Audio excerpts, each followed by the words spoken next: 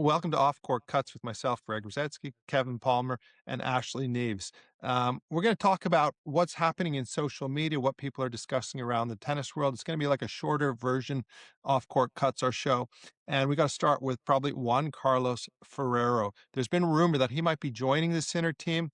With Darren Cahill, we thought last year possibly could be his last year with Sinner. He's decided to continue on. But the rumor is he might join the team. The other topic we have to talk about, people on social media are saying Alcaraz is already the GOAT. He's won 7, yes, quicker than anybody in the men's game, but that doesn't make you the GOAT. You have to get 20 plus to be in that category. And the final one is Jack Draper. He's playing in the Davis Cup. He won his opening match. He's fit, he's healthy, and it looks like he's going to start up back on the main tour in Rotterdam. So, Ashley, why don't you kick us off with the Juan Carlos Ferrero talk of possibly joining the Sinner team? I mean, it crossed my mind as soon as I saw the split news. I thought, how fun would this be to see, Juan Carlos Ferrero joining Alcaraz's biggest rivals team? I cannot see it happening for a number of reasons, but what I would say is I think they would make an amazing pair. I think they're probably slightly more aligned than Ferrero was with Alcaraz in the mindset and their methodology and the way that Sinner plays, it's a lot more methodical, and I think that Juan Carlos Ferrero would align with that pretty well. I'm sure Juan Carlos Ferrero has had tons of requests from players on the tour. He's working with a golfer at the moment on the mindset side of things. I do think he's going to want to get back into tennis at some point. It's his love, but I can't see this happening. If it did happen, though, it would make for some very interesting matchups because Jannik would have a lot more insights into Carlos's game than he's ever had before. And so it would certainly give Jannik a slight advantage in many different ways. I can't remember if it's ever happened on the tour at that level, with the top 2 players in the world swapping coaches. Can you guys remember anything like that? But do you know what, actually? It happened to a point when Novak Djokovic dropped a couple of his coaches not so long ago and Sinner took them on. So there is actually there's a small history of this recently that it has happened. And Novak was looking over at the Sinner camp when he first played him, thinking, I know some of those guys. It's kind of an interesting dynamic. And I think that's, what we don't know and what we didn't know at the time when we started talking about this was that the Ferrero split with Alcaraz, I wouldn't say it's bitter, but it certainly wasn't as kind of amicable as we maybe thought it was. There's a little bit of animosity sort of left over there, and I don't know whether Juan Carlos Ferrero is the kind of guy that wants to sort of not get even, that's the wrong way to put it, but just almost go in and get back at the very top of the game in one hit, and he could obviously do that with Jannik Sinner. And if there isn't really a bond there, I don't think his problem is with Carlos itself. It seems to be more with the backroom team and how it was all handled with the contract and the money and whatever else. That's what you read between the lines. Whether or not it's something he'd be interested in doing, I don't know, but from a media perspective and from perspective of our podcast, wow, wouldn't that be fun if we were trying to work out what side of the fence Mr. Ferrero was on when it was Sinner v Alcaraz at some point this year. Can you imagine it happening, Greg? Oh, I'd love to see it happening. I mean, that would be classic. Can you imagine the box and the conversations and all of a sudden he's going to Sinner? Well, Carlos likes to do this when this happens, that when that happens, and getting the dynamics.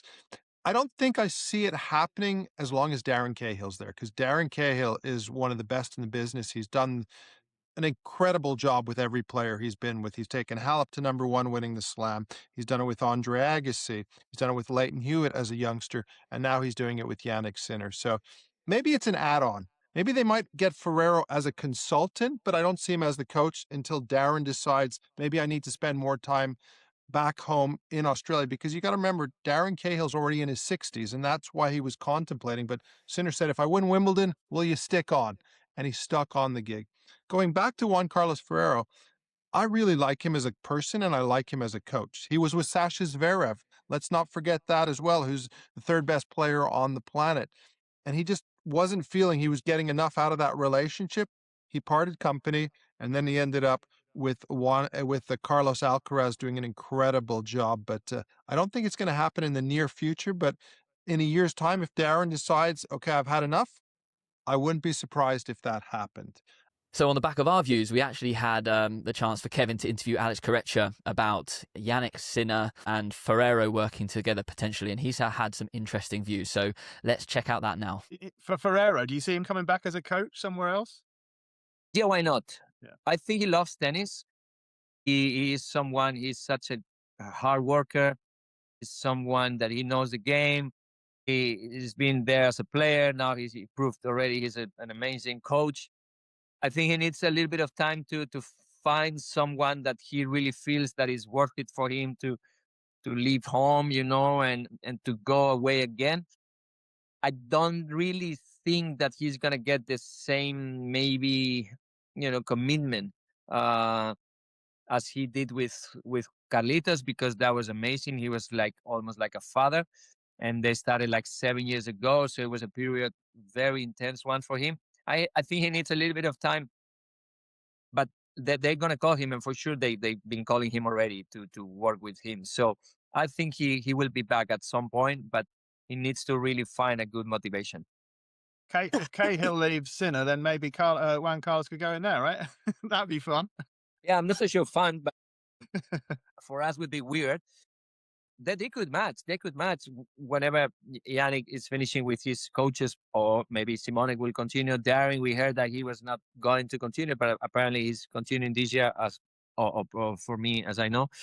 Well, his work ethic for Juan is it is someone very methodic, and he likes to do things very properly, and he needs to control everything. And it seems from outside that Jannik seems to have a little bit same sort of idea of doing things. It could be a good match, but I don't really know if it's now the moment. Let's get into our next topic here. Everybody's saying Carlos Alcaraz on social media is the GOAT. I mean, this is ridiculous in my opinion. I mean, he's won 7 majors, he's on track, but you've got to have a catalog of work to get to 20 plus. I mean, Djokovic is on 20, 24, 22 with Nadal, and 20 from Federer. I mean, those are long distance. He would have to win every single slam, 3 this year to get up to 10, and then it would take him at least another 2.5 years if he won every single slam. And I think it's a little premature. What is your view on that, Ashley?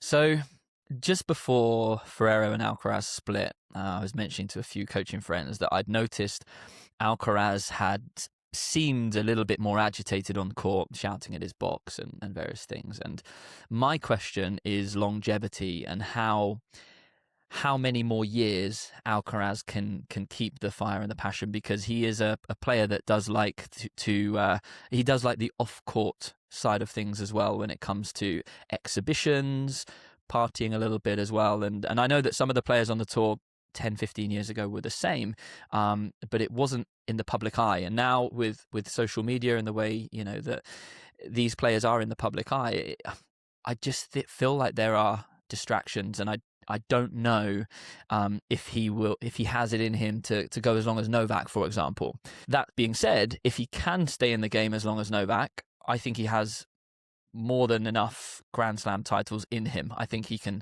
exceed it. The key is, can he keep away from the distractions? Distractions are good as long as it doesn't eat into his on-court time. The other thing is, I'm not one to compare generations to existing generations, and a phrase that a friend of mine used was, instead of the GOAT debate, talking about the greatest of all time, talking about the GOAT, the greatest of our time. And I think, if you think about Novak Djokovic, he is the greatest of our time at the moment, right? And I think if you look in 10, 15 years time, then Alcaraz is likely to be the greatest of that generation, and you look at Sampras before, you look at Borg before that, we have Serena, Margaret Court, Steffi Graf. I don't think we should really have just one great. I think tennis is a nice sport where we can have multiple. Greg, you're putting faces. You want the greatest of all time. Well, no, I wanted to jump in on 2 points for you. Rafael Nadal liked to enjoy himself off the court as well, but he kept it very private. And I think Alcaraz, if we look at him when he won the Australian Open, he was much calmer. He basically looked like he had the joy back in him. He's got a lesser known coach with Sammy Lopez, who's done a great job with him. He's not Juan Carlos Ferrero, former world #1 French Open champion. So I think that's added a little bit of life to him, and also a little bit of responsibility back to him. So I'm not worried about that social side and extra side going out, because he will find the balance, and we need characters in our sport. When it comes to the GOAT debate, every player you met there is one of the greatest tennis players to play in the men's and the women's game. But you have to define it by something: numbers, longevity, eras you've played in. So let's look at Novak Djokovic's story, and that's why I call him the GOAT, in my opinion. He came along when Federer and Nadal were dominating, with also Andy Murray. And he went through that generation and said, look, I'm going to stand up to you. I'm going to find a way. And then for a decade, he dominated the sport, like absolutely dominated. Press conference, best question by the journalist was, so you're chasing Federer and Nadal. Now you're chasing Sinner Alcaraz. And he's like, no, I'm not chasing them. They're chasing me. I've got 24. I don't find that question yet. How many hours to prepare for that one? And that kind of G'd him up a little bit. So for me, I like the GOAT debate. I think every generation, the great players of those generations would be there. But you got to look, we probably live between 75 and 100 years, all of us here.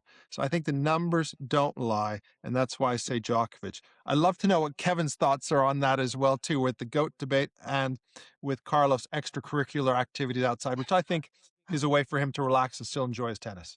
Yeah, look, I've got no problem with Carlos going to Ibiza. I think one of the reasons why Juan Carlos Ferrero has left is because he did have a problem with Carlos going to Ibiza, and I think that came up in that documentary we saw last year. What I would say about the GOAT debate, to me, Novak is in a league of his own. He's got the most Grand Slams, he's got the most weeks at number one, the most Masters titles.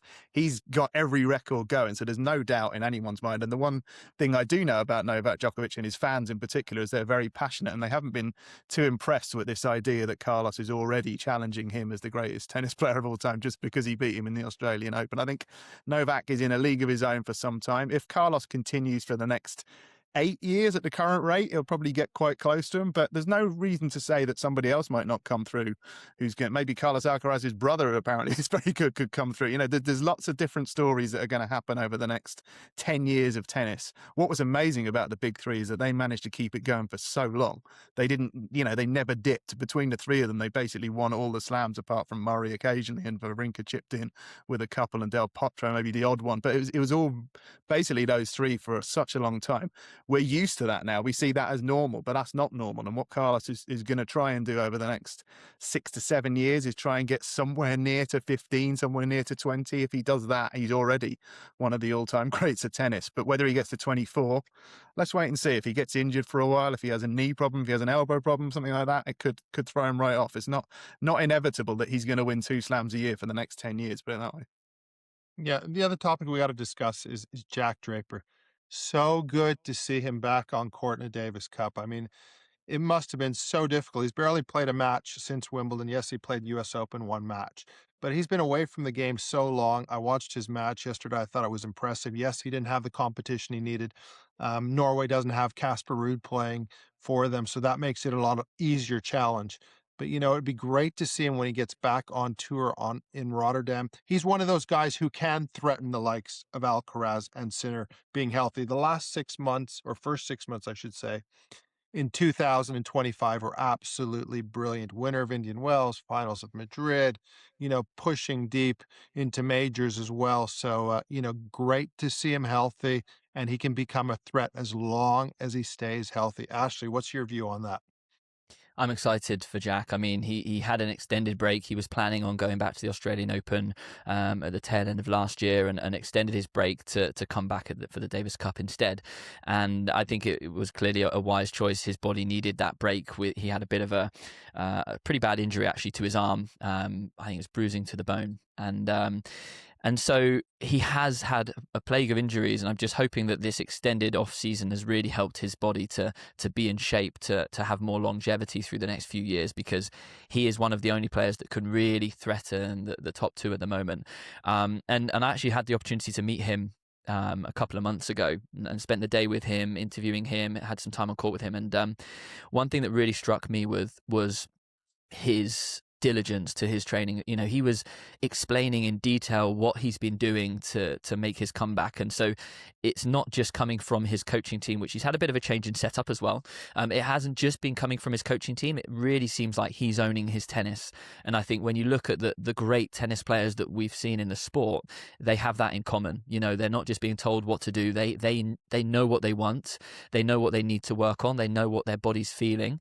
And I think that's something that Jack is really hands-on with. So, hopefully he's coming back off the back of this off season feeling really good. I'm excited. Hopefully I'm going to see him at Rotterdam next week as well. So yeah, I'm very, very excited about 2026 for Jack. For me, Jack is definitely the player that can challenge the top two if he's fully fit. And it was interesting to see Carlos Alcaraz's comments at Indian Wells last year when he lost against Draper. He kind of came out in the press conference and admitted he didn't like playing him. He was kind of not quite afraid of him, but he was a little bit worried about him and the weapons that he brought on court. And we haven't heard that Carlos say that about anybody else, even Sinner, really. So it was an interesting comment, and it's certainly something that Jack's going to have in his locker the next time he plays him. He's got a couple of wins against him. I was at Queen's when he beat him a couple of years ago. Very impressive performance, and to beat Alcaraz on grass, as we know now, is a very difficult task. So Jack is the one player, I think, of that big 4 or 5 just behind them that really has the firepower, has the all-round game. But this bone bruising on his arm, it's a bit of a tricky one. I think it could come back again. Hopefully he's given it enough time to recover, but let's see how he gets on. Well, nobody likes a lefty, especially a big serving British lefty. And, we're just so happy to have him back in the game. But thank you, everybody, for joining us on Off Court Cuts. Please subscribe. Please put your comments down below and give us a follow also on the main show, Off Court with Greg. So thanks again for joining us, and we look forward to you coming to listen to us again. Thank you so much.